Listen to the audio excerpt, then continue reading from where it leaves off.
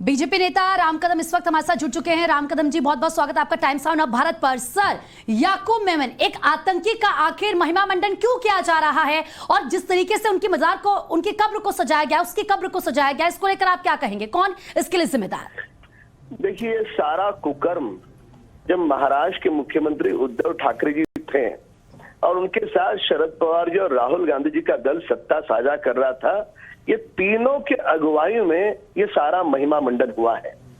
जो आतंकी हमारा दुश्मन मुल्क पाकिस्तान के इशारे पर मुंबई में बमकांड करे, हजारों मुंबई के लोगों को निर्दोष मार गिराए, ऐसे आतंकी का सम्मान, वो भी कब्र को मजार में तब्दील किए जा रहा है। वहां पे रातों रात मार्बल आ जाता है, एलईडी लाइट लगती है, सिक्योरिटी रखी जाती है, और ये सारा होते समय उद्धव ठाकरे जी मुख्यमंत्री पद पर थे। क्यों नहीं उन्होंने रोका? इस प्रकार का महिमा मंडन के समर्थन के पीछे क्या राज था, क्या कारण था? देश का वो शहीद जो देश के लिए मर मिटता है, ऐसे आतंकियों को मार देता है, उनके परिवार को क्या लगा होगा? इस मां भारती से प्यार करने वाले हर देशभक्त भारतीय को क्या लगा होगा? उद्धव ठाकरे जी ने सामने आकर के देश के उन सारे शहीद परिवारों की माफी मांगनी होगी जो इस प्रकार के आतंकियों से लड़ते लड़ते अपनी जान गंवाते हैं। ये कोई साधारण बात नहीं है। ये ऐसा आतंकी जिसको न्यायपालिका फांसी की सजा सुनाती है, उसका महिमा मंडन वो भी उद्धव ठाकरे जी करेंगे।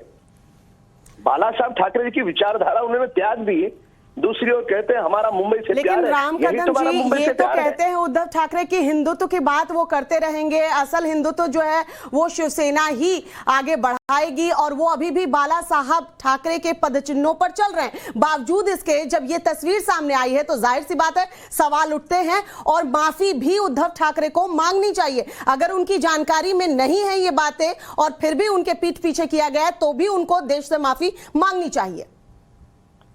बिल्कुल, देश की माफी मांग करके काम नहीं चलेगा। देश की माफी भी मांगनी होगी, और उसके साथ राहुल गांधी और शरद पवार जी दोनों के दल उनके साथ है। ये कोई साधारण विषय नहीं है, ये देशभक्ति का विषय है, ये देश के सम्मान का विषय है, देश की फौज के सम्मान का विषय है। तीनों दिग्गज नेताओं को देश की माफी मांगनी होगी, और इस देश में एक संदेश देना होगा कि आतंकी की कब्र कभी मजार में तब्दील नहीं हो सकती। हाँ, अगर कोई शहीद है, उसकी कब्र अगर मजार में तब्दील होती है, सारा देश उसका स्वागत करेगा। पर आतंकी को, वो भी लाखों लोगों को मार गिराता है, ऐसे व्यक्ति को जो देश का दुश्मन मुल्क है पाकिस्तान, उसके इशारे पे काम करता है, ऐसे आतंकी को जी कहां जा रहा है? बिल्कुल, ये स्वर्गीय बाला साहब ठाकरे जी की विचारधारा नहीं हो सकती। ये तो राहुल गांधी और शरद पवार जी के नाद में लग करके विचारधारा को तो उन्होंने त्याग ही दिया, पर इस प्रकार का कुकर्म के लिए वे स्वयं जिम्मेदार हैं, और इसके लिए देश से उनको माफी भी मांगनी चाहिए। राम कदम जी, बहुत बहुत शुक्रिया अपनी राय हमारे साथ साझा करने के लिए।